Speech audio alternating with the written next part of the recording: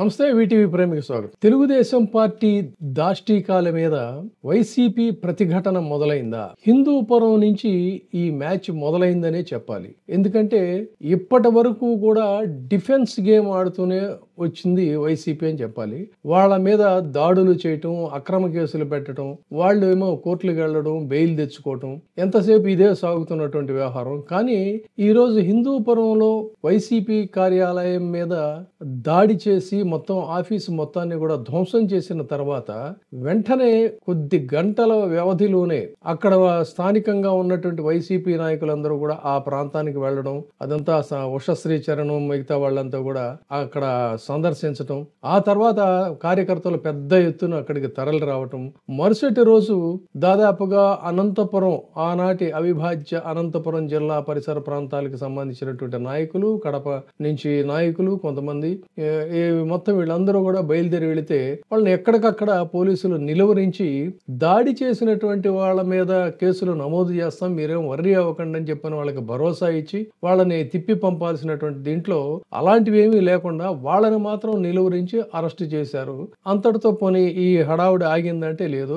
రాష్ట్ర వ్యాప్తంగా ఉన్నటువంటి వైసీపీ శ్రేణులందరూ కూడా దీని మీద నిరసనలకి దిగారు, ప్రత్యక్ష ఆందోళనకి దిగారని చెప్పాలి. దీంట్లోనే విజయవాడలో అంబటి రాంబాబు మిగతా వీళ్ళందరూ కూడా కొంతమంది దాదాపుగా ఏంటంటే నల్ల బ్యాడ్జీలు, నల్ల కండువాలు ధరించి పీడబ్ల్యూడి గ్రౌండ్స్ లో ఉన్నటువంటి విగ్రహం, కాన్స్టిట్యూషన్ కి ప్రతీకగా ఉన్నటువంటి బిఆర్ అంబేద్కర్ విగ్రహం దగ్గరికి వెళ్ళి ఆయనకి మెమరాండం ఇచ్చి ఆ తర్వాత మీడియాతో మాట్లాడారు. అయితే ఇక్కడ గమనించాల్సింది ఏంటంటే ఇంచుమించుగా గతంలో టీడీపీ కార్యాలయం మీద కూడా దాడి జరిగింది. అయితే టీడీపీ కార్యాలయం మీద దాడి జరిగినటువంటి సంఘటన వేరు, వైసీపీ హిందూపురంలో జరిగినటువంటి సంఘటన వేరు. ఎందుకు వేరు అని చెప్పాల్సిందంటే ఒకసారి మీరే ఆలోచించండి. ఆ రోజున అంటే 2021 అక్టోబర్ 19వ తేదీన అప్పటికి వైసీపీ ప్రభుత్వం, జగన్మోహన్ రెడ్డి గారు సీఎం గా ఉన్నారు.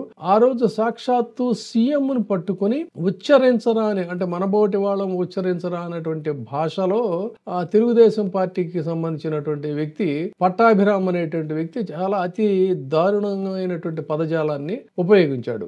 దాంతో ఆటోమేటిక్ గా తమ అధినాయకుడిని ఎవరైనా అంత మాట అనేసరికి ఎవరికైనా కూడా స్పాంటేనియస్ గా వాళ్ళు ఉద్రేకానికి లోనవుతారు. కాబట్టి ఆ ఉద్రేకానికి లోనైనటువంటి వాళ్ళు అక్కడికి సమీపంలో ఉన్నటువంటి వాళ్ళు వెంటనే ఏం చేస్తారంటే ఆ పార్టీ టీడీపీ ఆఫీస్ మీద దాడి చేసి అక్కడ ప్రతిఘటించారు. అదే సమయంలో అతని ఇంటి మీద కూడా దాడి జరిగింది. అప్పట్లో జరిగినటువంటి సంఘటన ఏది అక్టోబర్ 19, 2021లో. అయితే ఈ రోజు హిందూపురం మీద వైసీపీ కార్యాలయం మీద దాడి జరిగి దాదాపు మనం ఇప్పుడు మాట్లాడే సమయానికి ఇంచుమించు 3 రోజులు అవుతున్నప్పటికీ కూడా ఎక్కడా కూడా దాని మీద కేసు పెట్టడం కానీ, ఎవరి మీద కూడా చర్యలకి ఉపక్రమించడం కానీ జరగలేదు. సరిగదా ఎదురు వైసీపీ నాయకుల మీదే, సీనియర్ నాయకుల మీద కూడా వాళ్ళు కేసులు పెట్టడానికి ఉపక్రమిస్తున్నటువంటి పరిస్థితి చూస్తున్నాం. కానీ ఆ రోజు పాప ఈయన జగన్మోహన్ రెడ్డి గారు ఏం చేశాడు, ఈక్వాలిటీ బిఫోర్ లా అని చెప్పి అనుకున్నాడు. ఆయన అనుకోని వెంటనే చాలా ముఖ్యులు, పార్టీలో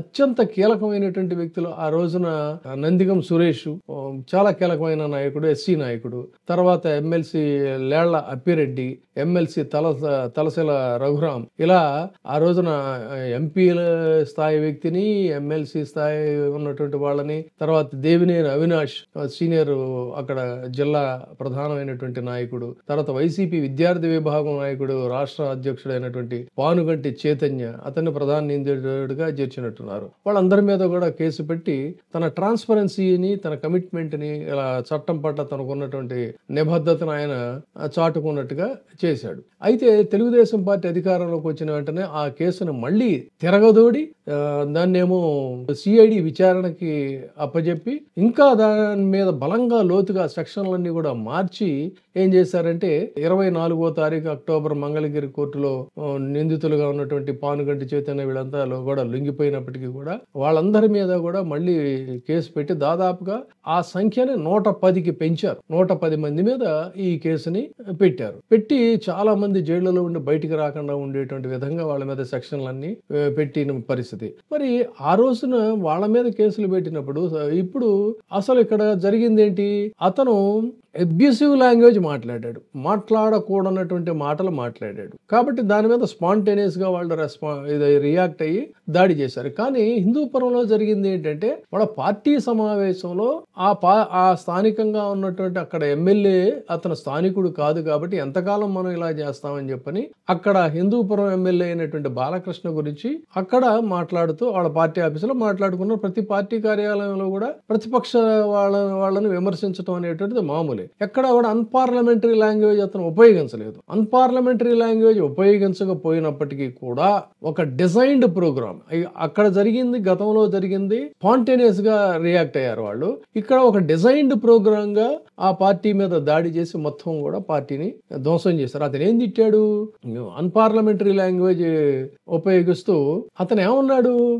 సైకోగాడ్ అనే పదాన్ని ఏమన్నా మాట్లాడా? దాదాపు మాజీ ముఖ్యమంత్రి స్థాయి వ్యక్తిని కానీ లేకపోతే ఇంకొకళ్ళని కానీ ఎమ్మెల్యేని కానీ సైకోగాడ్ అని చెప్పని మాట్లాడలేదే.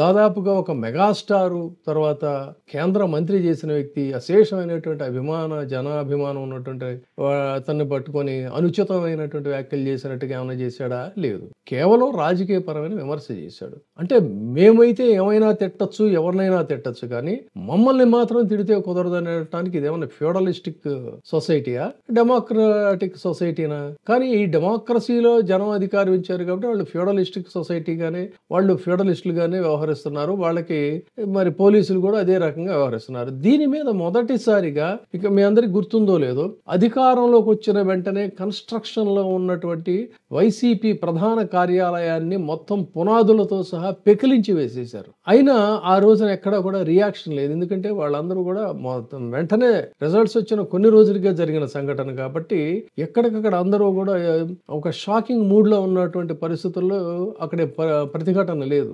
అక్కడ మొదలైనటువంటి ఈ దాడుల పరంపర ఈ రోజున ఒక్క చోట జరిగితే అక్కడికే పరిమితం కాదు, యావత్ రాష్ట్రంలో ఉన్నటువంటి వాళ్ళందరం కూడా ప్రతిఘటిస్తామని చెప్పని ఈ రోజున వైసీపీ శ్రేణులు అన్ని చోట్ల కూడా నిరసనలకు దిగుతున్న పరిస్థితి. అంటే మీరు అకారణంగా అనవసరంగా రెచ్చగొట్టి వాళ్ళని ఒక మిలిటెంట్ ఫోర్స్ కింద మీరు తయారు చేస్తున్నారనే దాన్ని గుర్తించాలి.